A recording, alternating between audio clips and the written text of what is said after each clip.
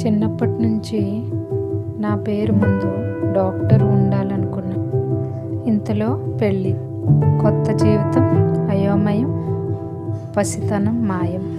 ఇంకేముంది, బాధ్యత, సంతానం, తన కోసమే ఇక మిగిలిన జీవితం.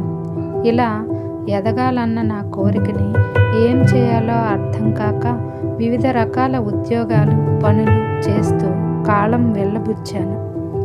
ఇలా ఉన్న నేను ఇంకేం చేయగలను అనుకున్నాను. వీళ్ళను చూశాక, కలిశాక అర్థమైంది, మన ప్రపంచాన్ని మనమే సృష్టించుకోవాలి అని. అందుకే నా ప్రయాణాన్ని మొదలుపెట్టాను.